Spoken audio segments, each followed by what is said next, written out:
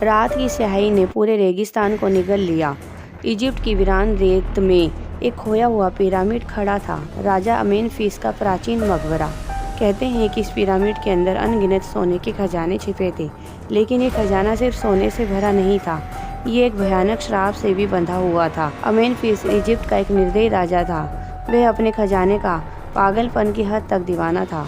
उसने अपने राज्य के हजारों लोगों को जिंदा दफना दिया ताकि उनकी आत्माएं हमेशा खजाने की रक्षा करें। उसके आदेश पर उसके तांत्रिक खोक्स ने एक भयानक जादू किया, जिसमें मरे हुए लोगों की आत्माएं कभी शांति न पा सके।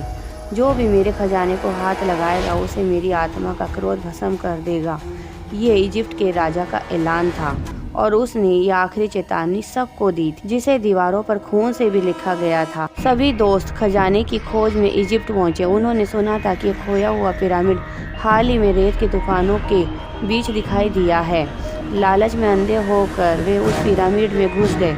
अंदर घुसते ही उनकी आंखें सोने की मूर्तियां, चांदी की दीवारें और बहुमूल्य रत्नों से चमक उठी। कुछ दोस्तों ने कहा कि अगर हमें ये खजाना मिल जाए तो हम अरबपति बन जाएंगे। लेकिन जैसे ही अर्जुन ने एक प्राचीन सोने का मुकुट उठाया, पूरा पिरामिड कांपने लगा। गहराई से एक भयानक आवाज गूंजी, जैसे हजारों लोगों की चीखें हवा में तैर रही हो। तुमने मेरी कब्र को पवित्र किया है, अब तुम्हें श्राप भोगना ही पड़ेगा, ये अमेनफिस की आत्मा ने कहा। अचानक दीवारों से सूखी सड़ी हुई लाशें बाहर आने लगी। उनके खुले हुए जबड़े और खोखली आंखों में असीम पीड़ा थी। उन सभी दोस्तों के सामने एकदम एक भयानक सी मम्मी प्रकट हुई। राजा अमेनफिस की शापित आत्मा थी वो। मम्मी की आंखें रक्त से लाल थी और उसका पूरा शरीर काले जादू के प्राचीन शिलालेखों से ढका हुआ था। सभी दोस्तों ने भागने की बहुत कोशिश की, लेकिन अचानक रेत में उनकी टांगें अपने आप धंसने लगी।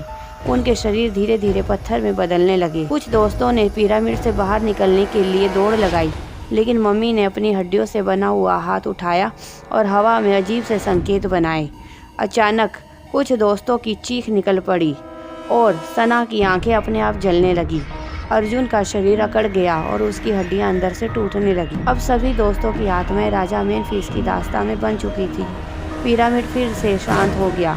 उनकी चीखें दीवारों में समा गई और वे सभी दोस्त हमेशा के लिए खजाने की रक्षा करने वाले शापित रक्षक बन गए। आज भी कोई साहसी व्यक्ति उस पिरामिड में जाता है तो लौटकर कभी नहीं आता, सिवाय उनके डरावनी चीखों के, जो रात के सन्नाटे में गूंजती है।